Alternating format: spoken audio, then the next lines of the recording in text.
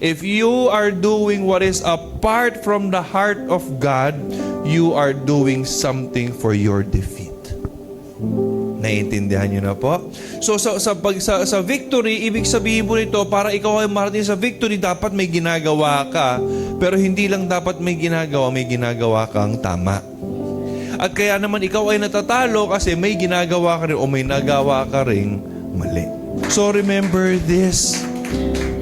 What is happening outside is temporary. Yan. Sabihin mo sa katabi mo, what is happening outside is temporary.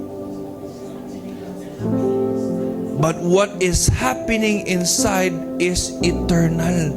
Ano po ibig sabihin nun? Ano man ang pangit na pinagdadaan sitwasyon mo, lilipas din yan.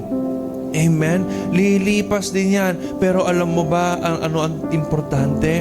Na kahit pangit man ang pinagdadaanan mo sa labas, yung loob may nababago. If you are not building, you are wasting. And if you are not building, you are not preparing.